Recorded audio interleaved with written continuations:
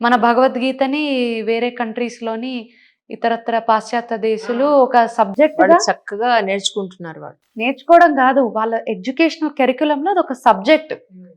అంటే it is a scoring subject పాశ్చాత్య దేశులకి. మన భగవద్గీత. మనకసల భగవద్గీతలోని ఎన్ని చాప్టర్స్ ఉన్నాయి? ఏముంది? అసలు సారాంశం గీతా సారాంశం ఏంటి? కానీ ఒక్క పదమన్నా ఏంటి దాంట్లోని ఏముంది అని మనం చూడం. మనకొక 'కార్తికేయ' లాంటి సినిమా వస్తే అప్పుడు ఓహో! కృష్ణుడా భగవద్గీతనిచ్చింది అని ఒక చిన్న విషయం. మళ్ళా దాంట్లో ఏముందో మనకు తెలీదు. రత్నాలు ఎన్నో ఉంటాయి, కానీ నాణ్యమైన రత్నం అతి తక్కువ ధరకే లభించే ఏకైక సంస్థ 6JVR. సౌత్ ఇండియాలోనే the best 6JVR. Even Karthi గారిది ఒక సినిమా వచ్చింది, చోళులు పాండ్యులు. అసలు ఎంత బాగుంటుంది, యుగానికి ఒక్కడు. ఈ రోజుకి చూసినా కూడా ఆ సినిమా అసలు ఆ ఫ్రెష్నెస్ పోదు, క్యూరియాసిటీ పెరుగుతూ ఉంటుంది నిజంగా. ఉంటుంది. అసలు మీరు చూడండి, ఇప్పుడు మనకి చోళుల గురించి మనకుంది, హిస్టరీలో ఉంది. కానీ ఆ సినిమా వచ్చాక ఓకే చోళులు పాండ్యులు ఇలా ఉన్నారు అని తెలిసింది. మన హిస్టరీలో చూడండి, ఫస్ట్ మహమ్మద్ లోరి, గజనీ, బక్తయార్ ఖల్జీ, ఖిల్జీ, షాజహాను, జహంగీర్, ఔరంగజేబు, మళ్ళీ మన ఇలా అనేకమైన పేర్లు మనకు తెలుసు. చోళులు పాండ్యులు రాష్ట్రకూటులు వాళ్ళు వీళ్ళని మనం పెద్దగా తెలియదు. అవును, తెలీదు. అది కూడా ఛత్రపతి శివాజీ ఒక సువర్ణాక్షరాలతో లిఖించబడేటటువంటి ఒక గొప్ప రాజు, యోధుడు కాబట్టి ఆయన గురించి మరాఠా సామ్రాజ్యం వల్ల వెలుగులోకి వచ్చింది. రాని వాళ్ళు అనేకమైన మంది. మనం అనుకున్న హనుమంతు అని, ఆ హనుమంతుని మీరు నమ్మరు, ఆ గొప్ప యోధుడు మొత్తం ఊర్లో ఉన్నటువంటి మనుషులందరినీ నిలబెడతారండి బ్రిటిషర్స్. నిలబెట్టి నువ్వు ఎక్కడ వరకు నీ మొండాన్ని అంటే నీ తలని, నీ శిరస్సుని మేము ఖండిస్తాము, నువ్వెక్కడ వరకు పరిగెడితే అక్కడ వరకు ఈ ప్రాంతం నీది, ఆ మనుషుల్ని మేము ఏం చేయకుండా వదులుతామంట. అయ్యో, మీరు నమ్మరు. తల నరికాక కూడా, ఆ తల కూడా ఆయన బ్రిటిషర్స్ నరకడానికి అంగీకరించారండి.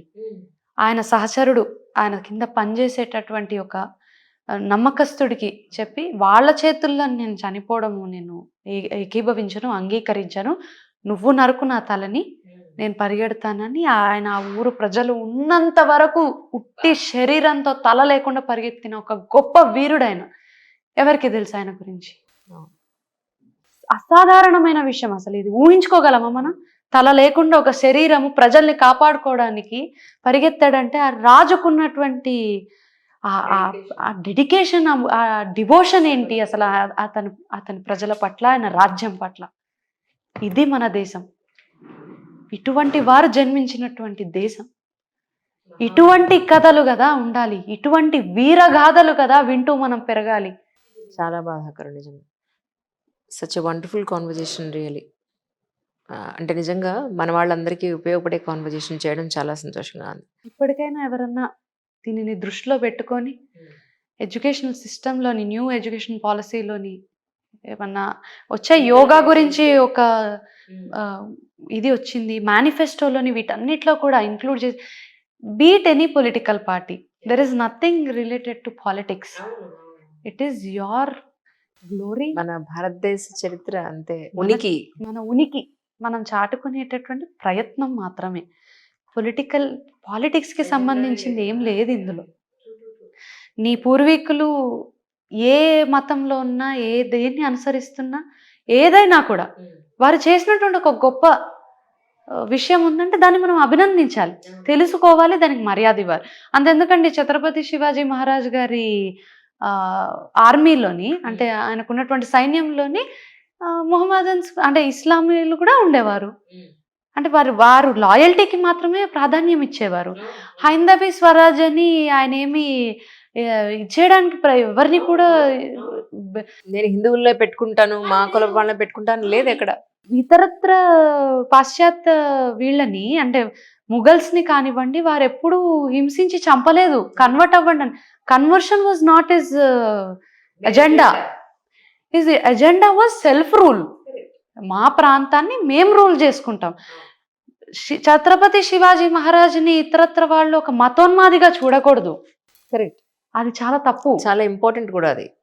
ఇది చాలా తప్పు. ఈజ్ నాట్ అ మతోన్మాది, is a great ruler who wanted to protect his dharma and his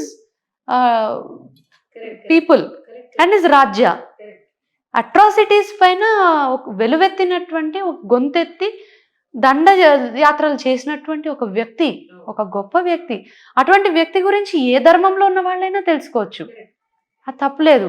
అలా చెప్పుకోవాలంటే మరి ఎందరో ముస్లిం లీడర్స్ కూడా ఎందరో ప్రాణాలను అర్పించారే ఈ దేశం కోసం, బ్రిటిషర్స్ ఇది చేసినప్పుడు. We have to respect them. It should be a mutual respect. There is nothing related to religion. ధర్మం గురించి, ధర్మం ఎవరిదైనా ధర్మమే, మంచి చెప్తే అది ధర్మమే. ఆ ధర్మము కాపాడుకోవడానికి చూడాలి కానీ అదొక వేరేలాగా వెళ్ళిపోయి చేయడం అనేది చాలా, అది అసలు క్షమించలేని విషయం అది.